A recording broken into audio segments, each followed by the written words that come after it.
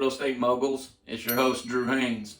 Welcome back to the channel, The Real Drew Haynes, where we have another insightful episode today. Today we're going to dive into a hot topic in the real estate world. Should you accept Section 8? We're going over the pros and cons to get you informed so you can make that decision. Before we get started, hit the subscribe button, ring that notification bell so you never miss out on real estate tips and discussions. Let's get into it.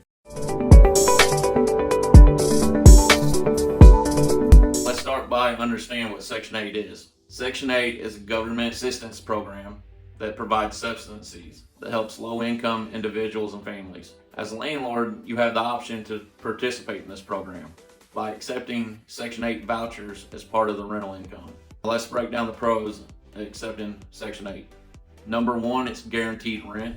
One of the biggest advantages is that a portion of the rent is guaranteed by the government, which will reduce the risk of late payments or non-payment. Number two is going to be you have a large tenant pool in most of America. Participating in Section 8 opens up your property to a wider range of potential tenants, increasing your chance of finding a renter for your property.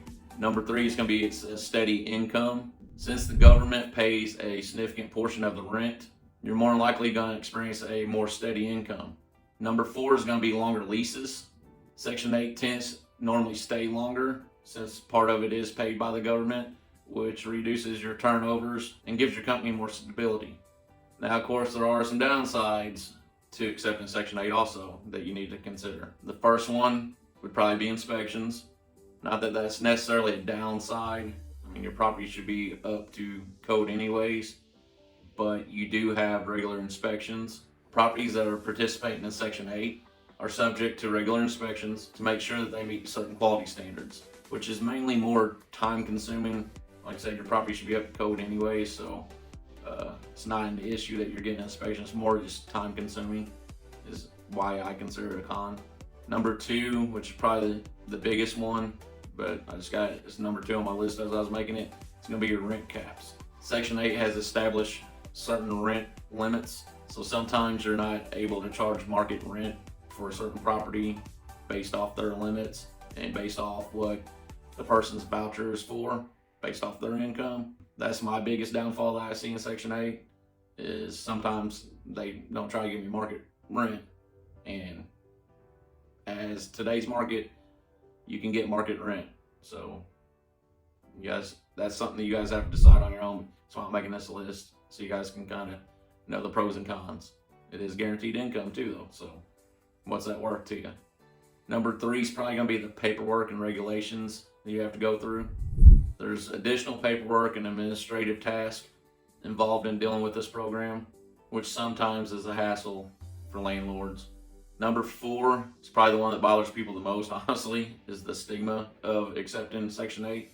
Some landlords or neighbors might have a biased opinion about Section 8 tenants, which leads to conflicts and sometimes challenges. I've had several Section 8 tenants and they've been great for me, but I got lower rent too, but I had less turnover. So that's kind of part of it. So should you accept Section 8? That ultimately depends on your goals and your circumstances. If you value guaranteed rent, a larger tenant pool, and longer leases over getting fair market value sometimes, that could be a good option for you. On the other hand though, if you're determined to get fair market rent, even if it's a $25 difference, and you don't want to deal with the inspections and the stigma of it and the paperwork and the administrative tasks involved in it, that might not be the right choice for you.